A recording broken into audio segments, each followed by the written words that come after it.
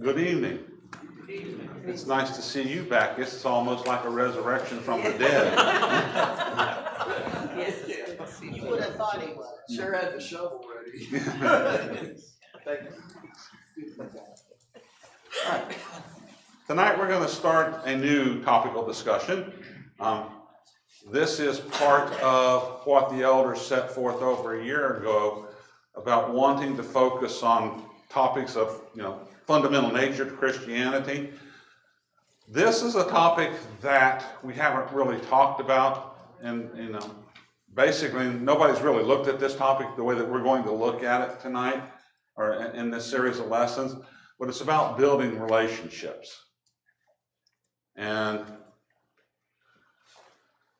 the goal here. Oops, that went a little too far there. Way too far. The goal of this study is first of all, relationships are important to our lives. A lot of times when we're talking about with other people, some of the things we talk about is what do you do for a living, who's your family, where are you from, these types of things. And these are all things that describe relationships. And so we describe ourselves in large part by the relationships that we have. And so the goal of this series of lessons will be to understand why relationships are necessary. Because one of the things I want to impress upon you, you need relationships. Everybody needs relationships. So if they are necessary, how do we go about creating, nurturing, and growing these relationships? And then there's always the problem side of this thing, because anytime you have one human being involved in anything, there's potential for it going awry. And so how do we fix them when they're not working? So we're going to be talking about these kinds of topics, and then at least in the first 6 weeks of this class, and then the next 6 weeks we're going to look at relationships that we as Christians have with other entities. For example, the government. You have a relationship with the government. Christians have always had a relationship with the government, and we know from history it wasn't always good. These types of things we'll cover in later on. So I do want to emphasize some points here. Relationships are one of the most important things we form or grow in this life. Our physical, emotional well-being and happiness are directly linked to our relationships. Studies have shown this. If you're having severe relationships problems, it affects your health, mentally, physically, what have you. Our spiritual health and well-being and happiness will be directly linked to our relationships. So when relationships let me skip back. All right. My motivation for this study is, in a sense, very personal. Most of you recall the COVID epidemic, and the fact that there was a time of several weeks, a few months where we couldn't assemble together. For Jackie and I, it was even a little bit worse than that. We had a granddaughter born about that time who had health problems. She had to have surgeries and things like that. And we had to quarantine for over a year to be able to support that family. And the doctors flat out told the child's parents that if this child gets COVID, it will kill her. So, in order to be able to support that, we had to quarantine for a while. And which, we're all familiar with that. The thing that was kind of surprising to me is when I finally got the chance to get back into the congregation again, a lot of people that I knew before had gone elsewhere. I kind of thought we had a better relationship than that. Now, a lot of people have come as a result of that particular period. And I'm very, very glad that you're here. And I want to love and treat these people the way that I should have treated the people before. And I do kind of wonder sometimes, maybe if I had been more invested in the relationships I had before COVID, maybe some of them might have stayed. Now, I'm not so self-absorbed to think that I could have kept them all, because people are people and they're going to do what they want to do. But I don't think I respected the relationships I had at that time the way I needed to. So part of this impetus for me is learn how to do that better, how to nurture them and how to grow them. So I hope this will be beneficial to you as well. So, definition of relationship. You couldn't get away with me not giving you this. I got this from a couple of sources, a couple of dictionaries, but a relationship is the way in which one or more concepts, objects, or people are connected, or it describes the state of being connected. You remember earlier when I said your relationships affects your health and well-being? That's a relationship description there. This aspect of your life affects this other aspect of your life. And people study these types of things all the time, if you are economic status or economic condition, how does that affect your food supply? There's a correlation there. So in terms of concepts, objects, we're more interested in the way people are connected. The connection that binds participants in a relationship, for example, kinship. You're my cousin, or you're my brother, or my sister, or my dad, or these types of relationships. A business relationship. That's a relationship where you might not even be emotionally invested in that at all, but it's important, isn't it? Co-workers and things like that, or a friendship. Friendship is usually something that we choose with maybe not so random people, but we do choose to form these relationships. Or a romantic or passionate attachment. If you are on a social media site and they are asking you about your relationship status, that's what they're talking about. And so if you're married, you are unavailable. You are in a relationship. If you're not married and you're not currently seeing somebody, then you want to put up there single so that you can attract some attention, from other people on the site. That's what it's talking about, though.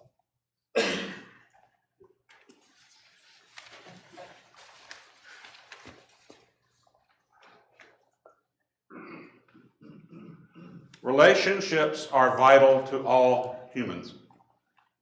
You and I are here because someone invested in us so that we had a chance to survive, grow, and mature. Number one fact of your and my existence is an infant cannot survive on its own.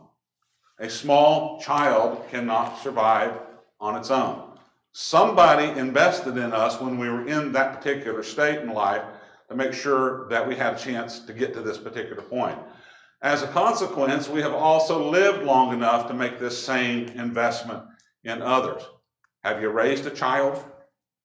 Have you helped somebody take care of a niece or a nephew or something like that? That's an investment in this thing for exactly the same purpose that people invested in us. We have been in relationships since we were born, and we will continue to be in them until we die. And relationships can have various different types of qualities. They can be rewarding. Iron sharpens iron, so one friend sharpens another. And that's kind of a rewarding relationship. They can be exhausting. If you've raised an infant, it can be exhausting, and there's nothing else you can do. The child has the needs, and you're going to deal with it one way or the other. They can be painful. They can be 2 out of 3 or 3 out of 3 all at the same time. So, we're going to have to kind of, we're going to learn how to handle these things to help them grow, to help them become, beneficial to every party involved. Good relationships will enrich us. Bad relationships will harm us. The struggle in this thing and a bad relationship will affect our self-esteem. It will affect our health. It will affect the way that we view the world. Many emotional and mental problems stem from relationship problems. Families break up, friendships end, people leave jobs, and congregations divide because of relationship problems. Now, another kind of a aspect of this whole people, ending relationships and things, sometimes the relationship isn't necessarily the thing that ended the relationship, that relationship problem. Sometimes it's something that somebody creates basically to have a justification to get out of a relationship in a way that makes the other person look like a bad guy. Clearly, I wanted out of this relationship, so, I made it your fault. Now everybody can look at you and say, wow, you're kind of a jerk, weren't you, because of the way you treated me? And that's not necessarily the case at all. But we do like to frame things in that particular context. Sometimes it's really true too, though. I've seen people who really didn't work well together as friends or romantic interest or anything like that. And hopefully those things get cleared up before it gets to to a more permanent basis. Attempting to have no relationships at all can ruin our mental, emotional, physical, and spiritual health. If you're a child of the 60s, that's like ancient history for most of you, right after we invented fire, but maybe right before we invented the wheel. If you're a child of the 60s, you probably heard of Simon and Garfunkel. How many of you remember the song, I Am a Rock? Yeah. I am a rock, I am an island, and a rock feels no pain, and an island never cries. This is a song, it's not autobiographical, this was a song written by Paul Simon with the idea of this individual is a skunk, that they basically locked themselves in this fortress of their own creation because friendship was painful, love was painful, all of these other things involving relationships were painful, and so I'm going to perceive myself as a rock, and I will not have anything to do. No one, I touch no one, and no one touches me. The irony about the song is actually intended to be ironic, because if I really was a rock or an island and no one touches me and I touch no one else, why am I singing a song about it? Why am I singing a song about I am all of these things if I really am all of these things? When I got out of college, I took volleyball classes in college, and I loved playing it. I played it for years afterwards. In my first job, Boeing, I played volleyball in the company volleyball leagues. So I was playing one season in a mixed league, men and women on the same team. And every time I would show up to volleyball, there was this woman, young woman, and she wore a t-shirt that said, "A woman needs a man like a fish needs a bicycle." Okay, that's a statement. No, but see, that wasn't the really odd part. Okay, yeah, that's a statement. To each their own, or whatever, you're going to go on about it. Then I began, I started realizing every time I showed up at volleyball, she'd come over and look at me and make sure I saw her t-shirt on her. And you do this about 3 times or 4 times, and you start to realize there's something else going on here. She's interested in me, and she's wanting to present herself as a challenge. I presented a different challenge. I didn't care. So I don't know whatever happened to it, but sometimes we use that to try to manipulate and gain attention for us, and I think that may be what that song was. That's not a healthy way to run your relationships, though. You need relationships, and trying to entice somebody to be in a relationship with you to end your pain or do all of these kinds of things is not a healthy thing to achieve here. Relationships, need to be built, and they need to be built on very sound principles. We're going to talk about some of those principles a little bit later on in this series of lessons. But relationships thrive, grow, and survive, and often end based upon how the participants in the relationship trust each other or treat each other. If you want to have a good relationship with your spouse, treat them like that. If you're not interested in doing that, then, there's a whole course of choices that you can make that are not going to, that'll accomplish that goal as well. But that's a true fact, and we're going to learn a little bit more about that even in tonight's lesson. So, any questions or comments before we go any further? Guiding principles of relationships. We tend to form relationships based on common interest or needs. Anytime we meet somebody new, there's a whole host of generic questions that we tend to ask. In this setting, where are you from? What do you do for a living? Where's your home congregation at? You know, are you from around here? Are you looking for a church or something like that? And then, you know, if we find that there's an interest there, well, then we might start asking a little bit more personal questions.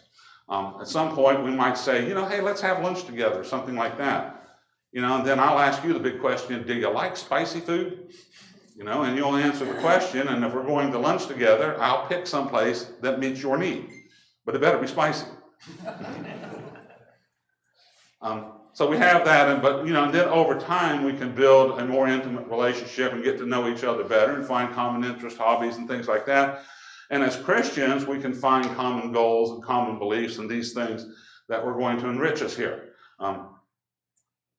In some relationships we have, our personal feelings about the other participant is secondary or irrelevant. How many of you have ever got a job? Generally, when I have looked for a job, I have looked for two things. What will I be doing, and what does it pay? A third criteria that I might be interested in is what are the working conditions. I typically don't worry about, well, who are the people that I'm working with, what are they like? And that's been kind of a bad thing not to ask, you know, a time or two in my career when you get into there and you find out that these people are operating on an entirely different thought process than what I'm used to. You know, teamwork is not a factor with them or something like that. So, you know, generally, you know, I wasn't really interested in the personnel side of it and kind of paid a poor dividend there.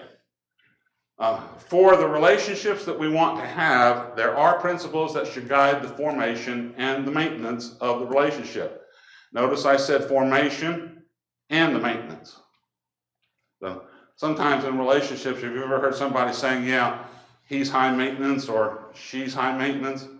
You know, that's somebody that you have to nurture like constantly, and there are situations where maybe you don't want to have to invest in that kind of a relationship, but you will invest in the maintenance of your relationships. So, first guiding principle is found in Matthew 22, 36 through 40. Teacher, which is the great commandment in the law? And he said to him, you shall love the Lord your God with all your heart and with all your soul and with all your mind. This is the great and foremost commandment. The second is like it. You shall love your neighbor as yourself. On these two commandments depend the whole law and the prophets. The word love in this passage is the Greek word agape. Most, you know, if you've been a Christian for very long, you probably already knew that. This is the love that seeks the highest good of another. Now, whether we know it or not, admit it or not, we are all in a relationship with God the Father. It could be a good relationship. It could be a bad relationship. It all really depends upon how we are responding to God the Father. And so he says here in verse 37, you shall love the Lord your God with all your heart, with all your soul, and with all your mind. That is a reflection of God's love for us. In my relationship with my spouse, I have a love for her, she has a love for me. That's the way this process is supposed to work, and we work to keep that enriched and operating well together and things like that. When I'm in a friendship relationship, I invest time and things in that type of relationship to nurture it along and help it. But there's always this idea that I care about this particular person. So the relationship with God needs to be governed by verse 37. But then he says later on, you shall love your neighbor as yourself. That is also a reflection of God's love for your neighbor, because he loves your neighbor like he loves you, and he wants you to do that as you love yourself. So you are responsible for loving yourself too in this. That's everything right there, the law and the prophets. That's the starting point for how we're going to define a relationship. You want to have a relationship with God? There's your starting point. You want to have a relationship with, you know, your friends and your neighbors and your family? There's your starting point.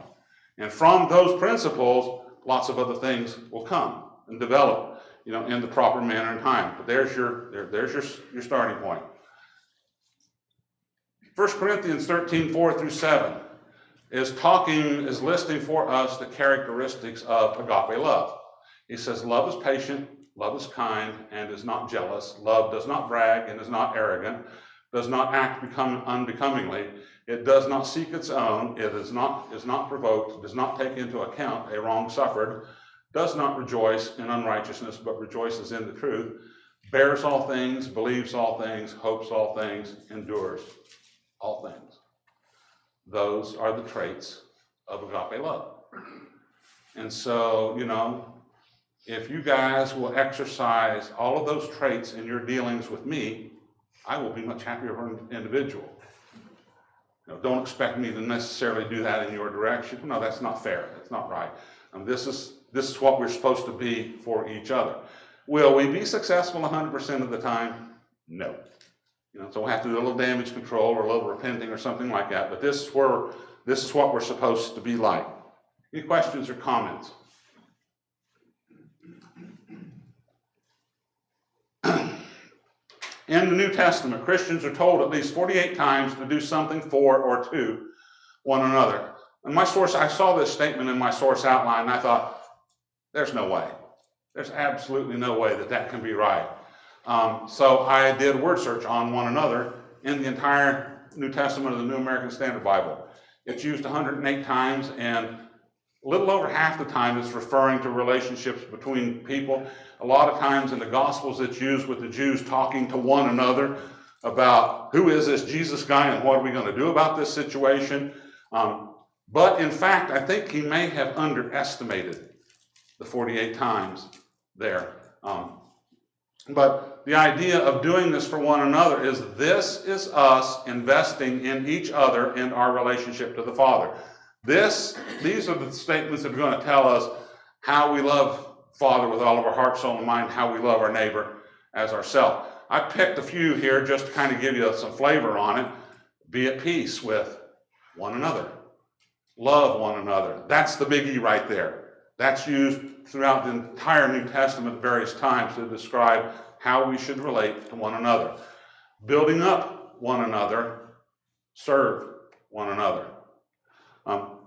Another pattern that I noticed when I was looking at this, and it kind of surprised me, Paul's the guy that uses this a lot in his letters. And Paul even uses this in what we might consider his problem epistles, 1 Corinthians.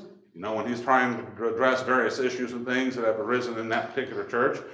1st and 2nd Thessalonians are not problem epistles in the sense that the church was having problems. It was he got run out of town before he got the chance to teach them up, and so he's writing these letters back. So the problem he's solving there, knowledge and education. And he uses words like this. Even Galatians, where these people are, trying to mix in the law, following the law of Moses with becoming Christians, and he's perplexed about it, he still uses serve one another. He still uses this language. So even when we're dealing with the problems or something like that, kind of have to keep this in mind. This is how we relate to one another. And there are really going to be about 4 principles that we're going to emphasize tonight in what we're going to do in this area. And so the first one is treat one another well.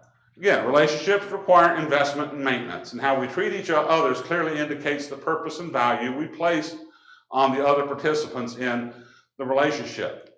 Usually, we like to think of this as being an affection type thing or a positive thing. This is also used in modern political debate as a very negative thing.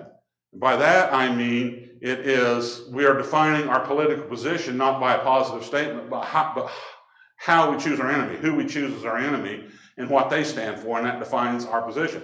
But in both places, you've made your intent very, very clear.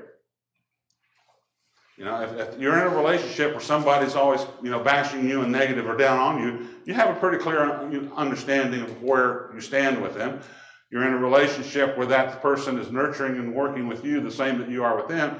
You have a pretty clear understanding of what you are in that relationship. And so the general guideline, treat others the way we want to be treated. Now, take that with a little bit of a grain of salt. What he's talking about is a general principle. Don't assume everybody likes dark chocolate because I like dark chocolate. There are a few people, weird as they are, that don't like chocolate at all. I don't know why. So don't make that type of assumption, but recognize, hey, they like something. Everybody likes something, don't they? That we eat, everybody has favorites. And so if I want to have you acknowledge my favorites and maybe treat me with that, do the same to them. And this is from Luke chapter 6, verse 31. And just as you want people to treat you, treat them the same way. This is Christ talking here. Luke chapter 6, verses 27 through about 38 is a very good discussion on how to treat people in general. And one of the topics that Christ mentions in there, he says, do you love those who love you? Even the sinners can do that. You as my disciples, you got to go better than that. You got to do better and love the people that don't necessarily love you. That's the challenge that we face. But this is a good principle, just as a relationship for maintenance and nurturing a relationship. Treat them the way we would like to be treated. Listen to one another. This is a biggie. James chapter 1, 19 through 20. This you know, my beloved brethren, but let everyone be quick to hear, slow to speak, and slow to anger, for the anger of man does not achieve the righteousness of God. Notice the order in verse 19. Quick to hear, slow to speak, slow to anger. Listening is usually either the first courtesy we extend to another person or the first discourtesy that we extend to another person. Why? Well, because if you need to tell me something or need to talk about something, maybe you're just venting, how I listen to you gives you a pretty clear indication of what I think of you. Do I listen attentively? Maybe, ask a question or something like that as you're going, telling me this thing that's on your mind, on your heart? Or am I looking at the phone? Or, every time you say something, I interrupt you because really what you're saying is kind of dumb and everything I'm saying is much more important than that or what have you. Either way, you get a very clear reading of how I feel about you. So listen. Always start with listening. And one of the things about listening that's really powerful is just the fact that you've listened to another human being will improve their impression of you, and it typically goes a long way to fixing problems before they even begin. Just the fact of listening fixes problems before they begin. Try it out.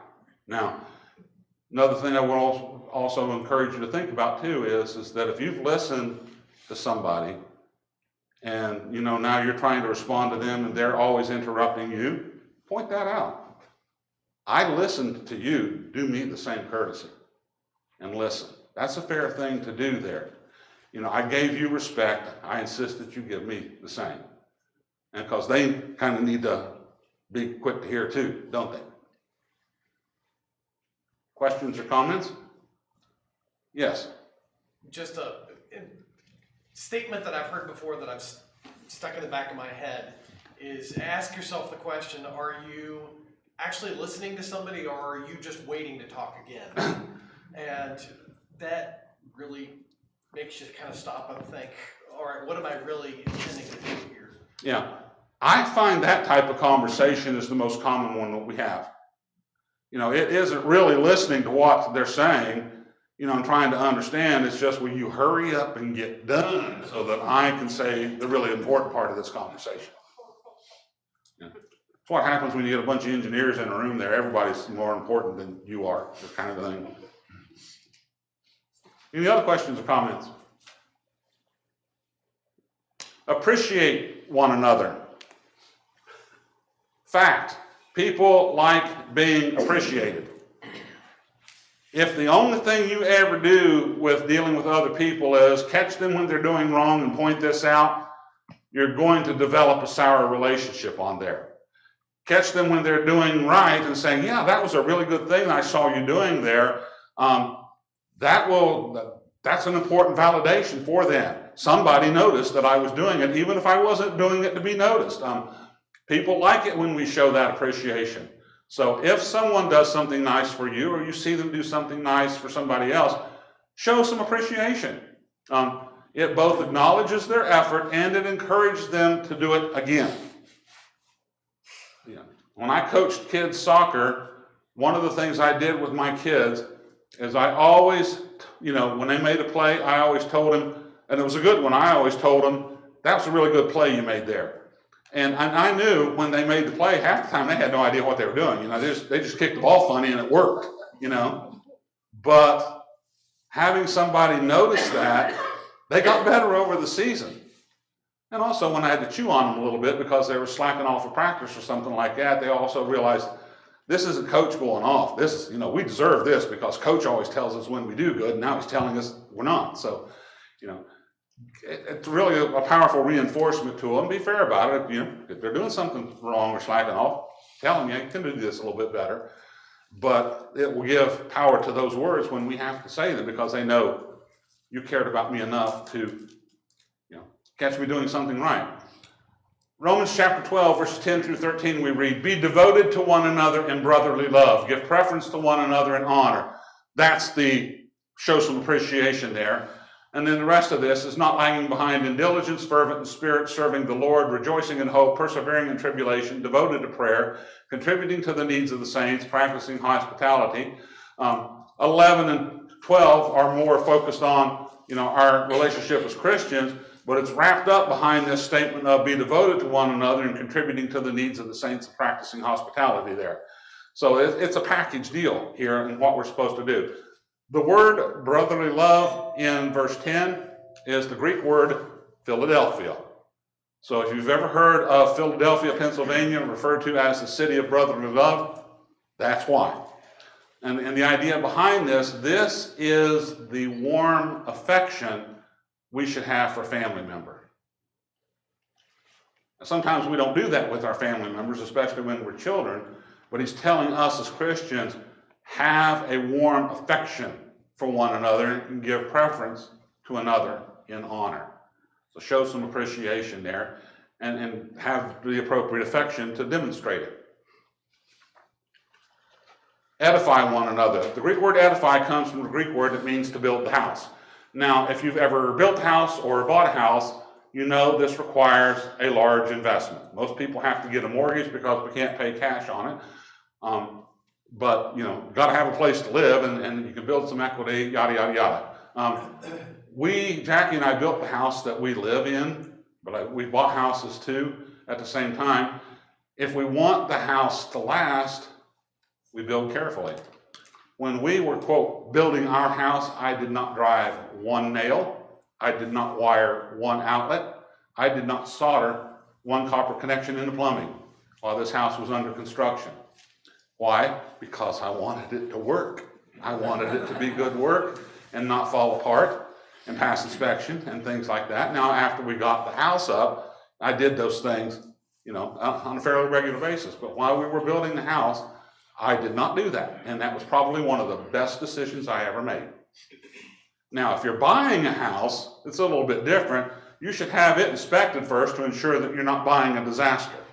The cost of owning a house isn't just a mortgage payment. You're going to have to spend a dime or two and some money taking care of it. And if you buy the wrong house, you might be, quickly underwater with all of the repairs and renovations. So, it requires a large investment. If we want good relationships, we build carefully. We build deliberately, and we build with a goal in mind. The passage, Hebrews 10, 23 through 25. Let us hold fast the confession of our hope without wavering, for he who promised is faithful, and let us consider how to stimulate one another to love and good deeds, not forsaking our own assembly together as the habit of some, but encouraging one another, all the more as you see the day drawing near. Now, I highlighted in this the three phrases in here that represent commands that we're supposed to do. Verse 24, let us consider how to stimulate one another to love and good works. That's a relationship command.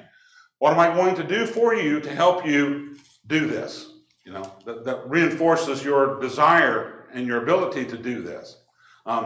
And encouraging one another. And sometimes we need to be attentive to others' emotional needs. Do you need a little help getting up off, did you get knocked down? Do you need a little bit of help getting back up? That's what I'm here for. And then the first one in verse 23, that's because we have a hope. We're going to hold on to that hope without wavering, and that's going to lead us to this is how we're going to respond to that. We have this hope, and this is what you need from me to help you with your hope, and what I need from you to help me with mine. That's a little bit more deliberate sometimes than we think about, but we should be thinking about each other in these terms. Empathize with each other. Rejoice with those who rejoice and weep with those who weep, Romans 12:15. Two words, sympathize and empathize, have very similar meanings, but they have a very different depth here. Sympathize means to understand or relate to what someone else is experiencing.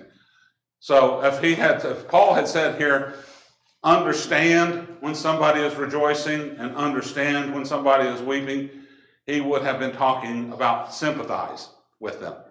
Empathize means to experience it with them. And this is empathy. Rejoice with those who rejoice. Weep with those who weep. You know, sometimes it's appropriate to do those things. Somebody's getting married.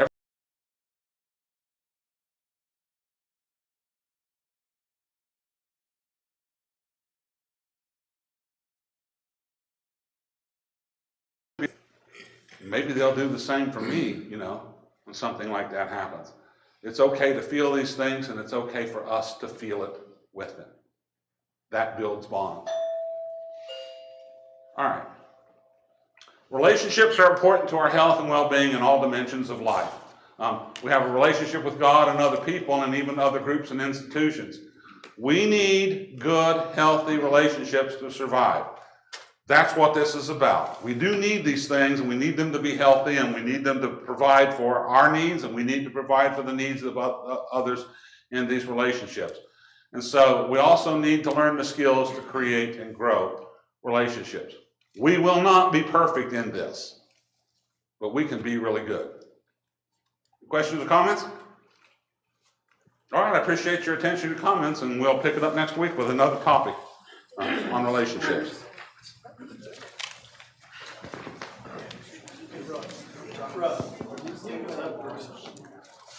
No, but they could be. No, I haven't done really handouts. And do you find those helpful? That there's a handout back? Because I can do that. I just.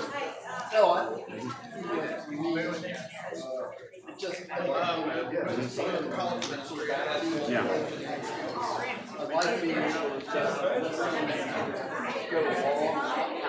I'll put them on Google Drive and put the link out, and then we can get it. Okay.